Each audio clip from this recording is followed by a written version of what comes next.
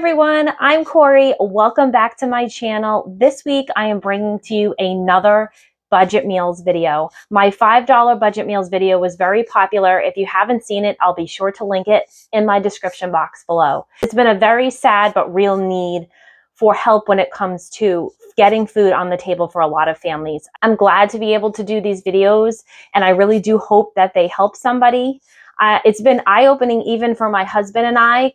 This is our second week eating budget meals, and it's really humbling when you see, first of all, what you can even make for $20 a week to feed, 3 or 4 people. And this week I've tried to add a little bit more fresh food into the mix instead of a lot of canned stuff. There are some canned ingredients, but I've also added in fresh chicken.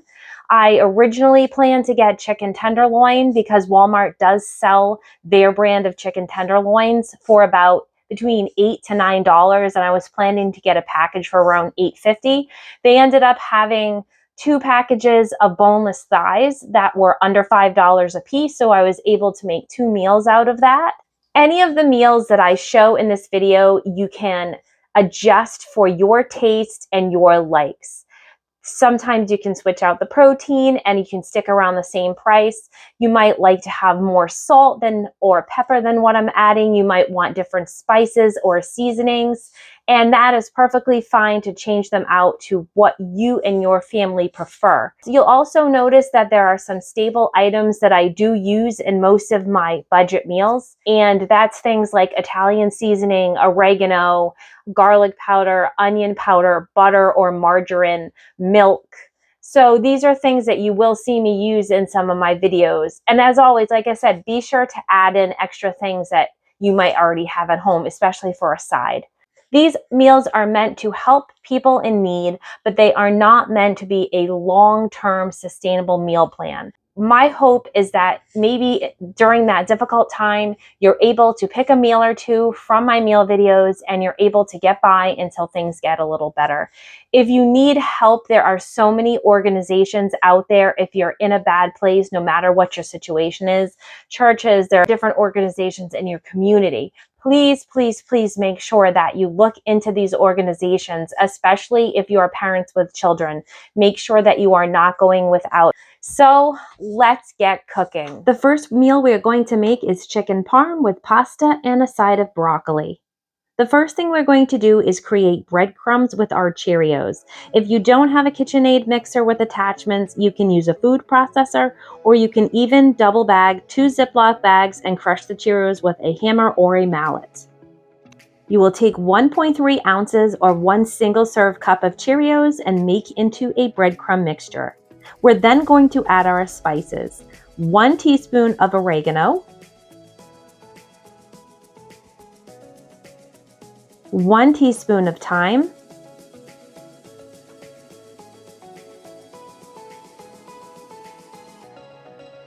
and 1 teaspoon of garlic powder. Be sure to mix these all together well with your Cheerios.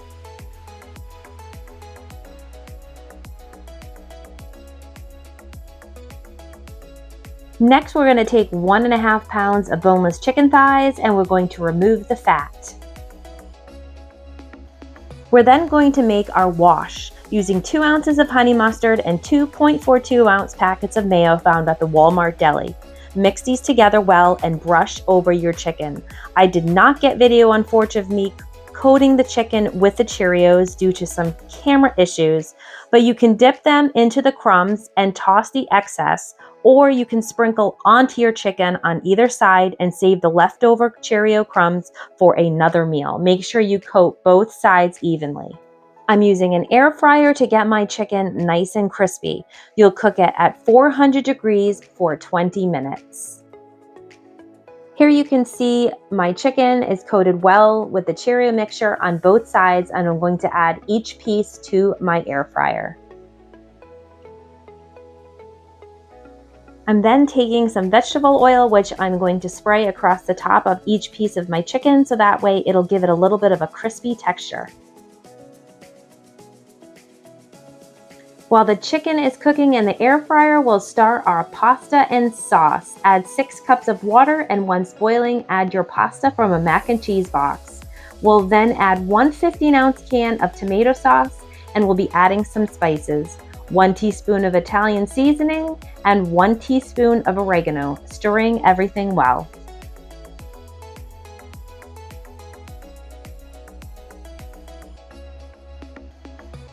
Here's a look at our chicken halfway through cooking. It's looking nice and crispy. Once the chicken is finished, you're going to sprinkle it with cheese and let it stay covered so that way the cheese will melt. You'll work on your broccoli. It'll be a 12-ounce bag of broccoli that you will either steam in the microwave or you can boil it on the stove.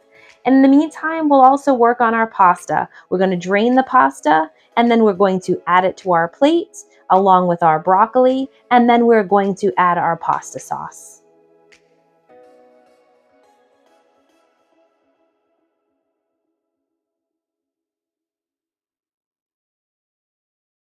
Here is our finished meal, which makes 4 servings. The next meal we'll be creating is chicken quesadillas. We'll take a package of 1.5 pounds of boneless chicken breast, remove the fat, and cut into bite-sized pieces. Next, I'm adding some olive oil to 2 pans. The large pan will be for our chicken. The smaller pan is if you have any vegetables on hand that you'd like to add to your quesadillas. You can cook these up right while your chicken is cooking. My husband loves onion and peppers in his, so I'm cooking some up on the side from our garden. To your pan, add your bite-sized pieces of chicken. Make sure that you spread them out so they can cook evenly in the pan. I will be adding some barbecue seasoning to my chicken while it's cooking because we like to have a little flavor. So if you have any seasoning at home, be sure to add it at this stage so it can cook with the chicken. Or if you prefer, you can leave it plain.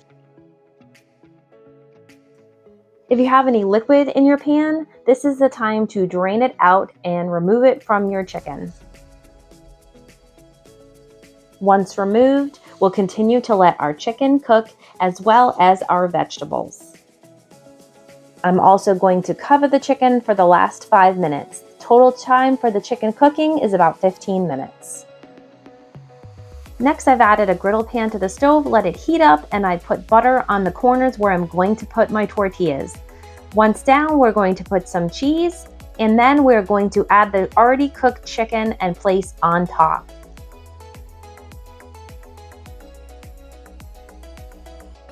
I like to add a little extra cheese on top, which will melt when I close up the quesadilla. I'll check it after a few minutes to make sure it's browned and crisped, and then I'm going to fold it in half, and this will be my finished quesadilla.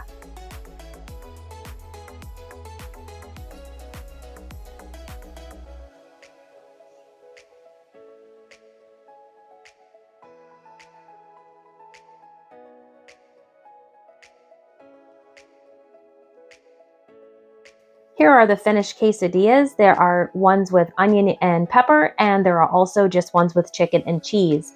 I was able to get 8 quesadillas from this chicken. Next, I take a pizza cutter and I cut them in half so they're a little bit easier to eat. Our next meal is quite easy. It's mac and cheese with tuna and peas, and you can also sub out the tuna for chicken. We're going to add water to a pan, boil, and then add the pasta from our mac and cheese. Once it's cooked, we're going to drain the pasta, but we are not going to rinse it.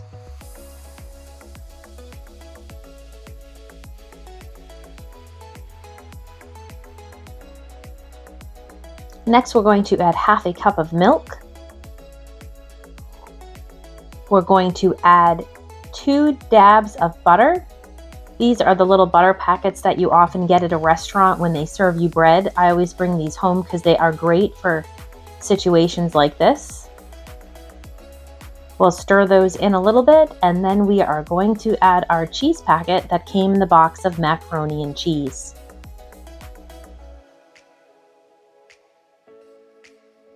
You'll stir this up really well. We'll then add a 5-ounce can of chunk light tuna. You can also use solid white albacore. The chunk light is just a bit cheaper. We'll chop this up a little bit into smaller pieces and mix it in with the mac and cheese. And then we'll start to add some peas. This is a large can of peas because Walmart was out of the small can, so you can add as little or as many peas as you would like into the macaroni and cheese and tuna mixture. And here is the finished meal. You can also add extra shredded cheese if you like it really cheesy. My daughter loves this meal. Our final meal will be garlic bread pizza. You'll take one large loaf of Italian bread and you're going to cut it in half. Next, we're going to take margarine or butter and spread it on each half of the bread.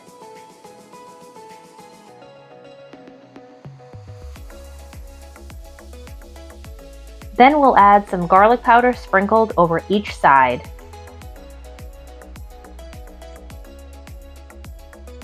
We'll also add some Italian seasoning. And then we will add some tomato sauce. I like to use the pastry brush. I find it's a lot easier to spread it on the bread, but you can use a spoon or any other method that works well for you. Once we finish adding the sauce, we will then add our mozzarella cheese or any other type of shredded cheese that you prefer on your pizza. We had some chopped bacon that was going to be expiring soon, so I added some to one half of one of the pizzas.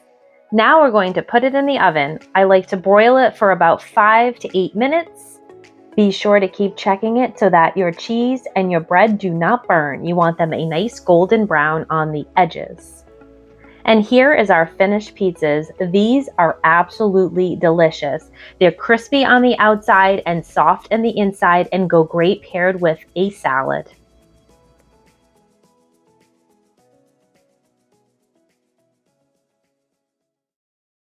Thanks so much for watching this week's budget meals video. I hope there were a few meals that were interesting to you and your family that you'd like to try. As always, stay safe and be well.